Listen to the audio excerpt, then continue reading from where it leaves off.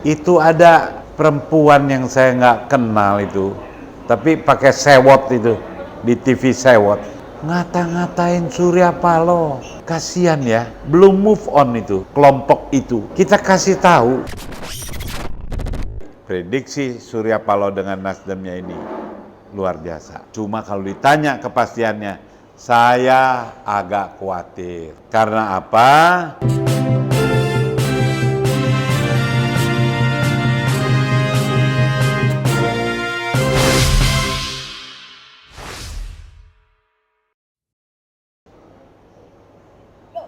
Para pemirsa, siang ini saya akan khusus bikin podcast buat Bang Surya Paloh yang TOP.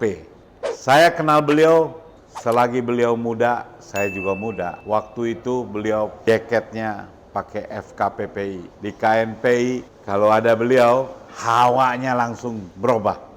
Itu masa lalu. Kemarin saya tonton itu, pas buka TV, keluar acara Rakernas Partai Nasdem.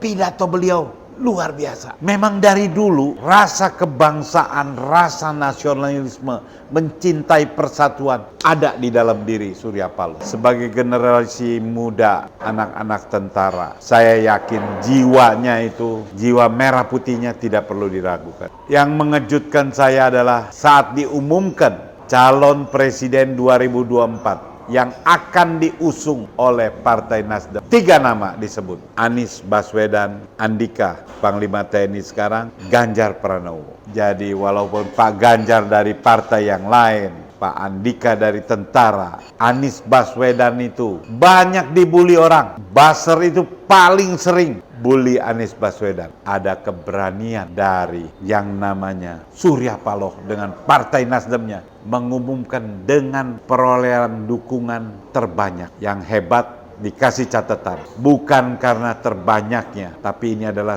putra terbaik pilihan Nasdem. Sama, equal. Saya senang. Tapi tadi malam itu ada perempuan yang saya nggak kenal itu, tapi pakai sewot itu, di TV sewot. Ngata-ngatain Surya Paloh. Bilang, udah nggak enak lah. Kutiplah sedikit lah. Kemunafikan Surya Paloh dan Nasdem langsung terbukti ketika banyak kader Nasdem justru mengusung Anies Baswedan menjadi capres di Pilpres 2024 nanti. Inilah yang dinamakan dengan sebuah keadaan munafik semunafik-munafiknya.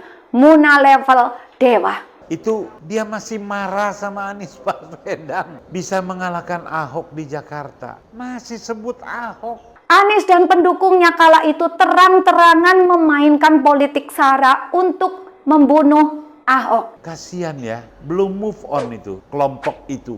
Ada yang bilang itu kelompok Baserlius, jangan didengerin. Bukan nggak didengerin, kita kasih tahu bahwa masih ada kelompok yang demen, seneng ngungkit-ngungkit masa lalu, walaupun dalam pertarungan itu sudah kalah, masih belum bisa legowo. Nah, banyak yang bilang saya, Pak Lius, jadi gimana nasib Anies, nasib Andika sama Ganjar yang didukung oleh Pak Surya Paloh? Kalau menurut saya, biasanya yang diusung oleh Surya Paloh dengan Partai Nasdemnya itu kejadian, bisa jadi. Terbukti waktu Jokowi belum jadi apa-apa, begitu disebut Presiden 2014, jadi itu barang. Jadi prediksi Surya Paloh dengan Nasdemnya ini luar biasa. Cuma kalau ditanya kepastiannya, saya agak khawatir. Karena apa? 20% presiden threshold ini bisa saja menghambat orang-orang terbaik bangsa untuk tampil. Orang-orang pilihan rakyat bisa tidak terdengar, tidak bisa tampil karena oligarki ini hari ini sedang ngatur-ngatur partai yang mana ini. Dan partai-partai sekarang sedang manggung, kalau saya sama ini gimana, kalau saya sama ini gimana. Nanti yang menentukan itu oligarki.